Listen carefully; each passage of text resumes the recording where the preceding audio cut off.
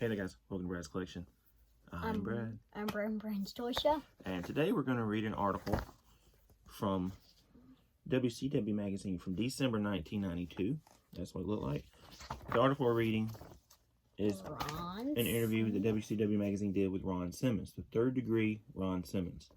Starts off as, anybody who doubts the value of hard work, determination, and dream ought to think about long and hard about the career of Ron Simmons. Born and raised in Warner Robins, Georgia, Simmons dreamed of football success and attained it. He helped drive the Warner Robins high school team to the national title in 1977, then moved to the Florida State University at FSU. He enjoyed a football career that included All-American awards, appearances in 2 Orange Bowls, and top 10 final spots in the 1979-1980 Heisman Trophy voting. Simmons was so good, in fact, that in 1988 he became only the third football player to have his jersey, number 50, retired by the school.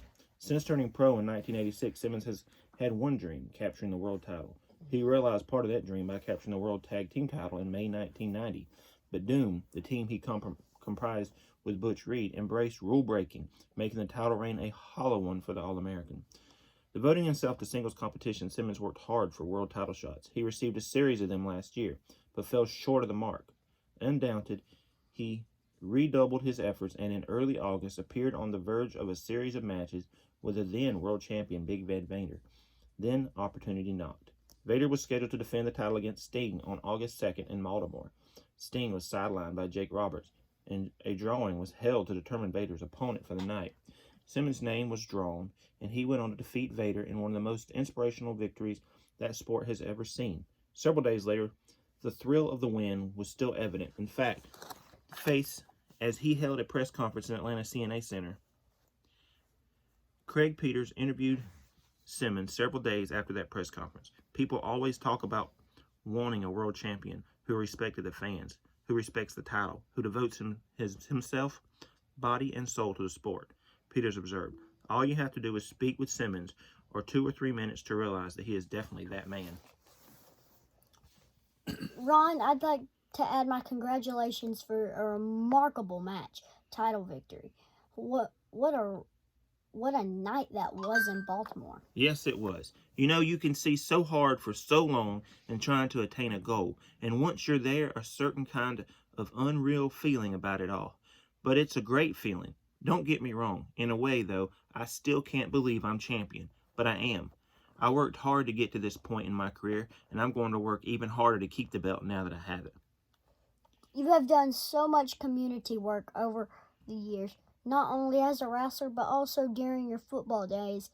And I know that you're looking at the world title as, in one respect, another platform from which to spread your message to the kids. That's right. And the message is very simple. You can make your way in this world. All you need is a goal and the dedication to put in the hard work you have to do to achieve that goal.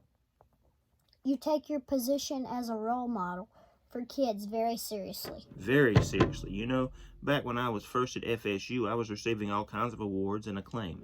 I'd go on different trips. I was on TV with Bob Hope. I was on the Today Show, that sort of thing. Sometimes I'd get back from those trips and I'd take some of the awards I received and just go and visit some of the school kids that wrote me letters. Believe me, there's nothing in the world like the feeling of a kid looking up and asking, "Is it really you?" Then we'd take a ride in my car, talk about things, you know, talk about growing up and fighting the odds.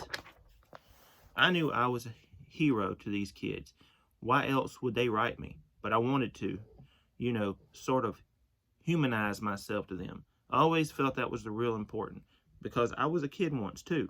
I had my own heroes. I had a tough upbringing, and I want to do whatever I can to help kids today help themselves. You did have a very tough childhood, and I wonder if you'd tell our readers a little bit about how you grew up. Well, being a kid is tough no matter which way you cut it. And tougher today than when I was a kid. You can have money and all the possessions in the world and it's still tough. But me, well, my mother died when I was 9. She had kidney problems. After she gave birth to twins, then, when I was 12, my dad left us when he came home and found all our furniture being repossessed. Man, we had some rough times. But you know, I saw football as my way out. And I made that my goal. I worked, and I worked hard every day. I tried to work just a little bit harder than the day before. And that's what kids today have to do. They can't give in to all the temptations that are out there. This is a nasty world today. What with all the crime, the drugs, AIDS, all the rest of it. But it takes real strength to say no to all the temptations.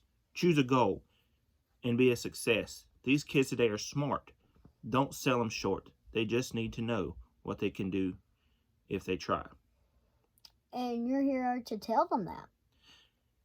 Every chance I get. And you're dedicating your title reign to all the people out there who have supported me since my pro debut. I'm not sugarcoating anything. It was a long, hard, rough climb to the top. This sport is as tough can be, and a guy like Big Van Vader is no pushover, but this belt means so much to me. What exactly does it represent?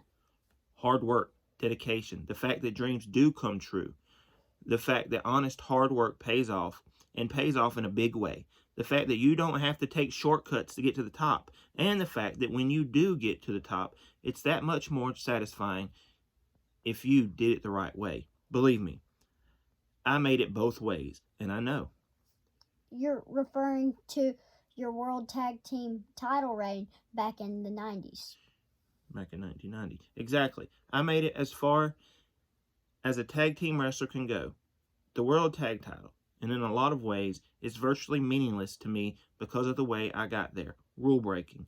But all that seems like it's 100 years ago. Today, I'm as proud as any athlete can be, and I'm honored to be able to dedicate my reign to the fans, because when it's all said and done, they are what make wrestling the greatest sport in the world.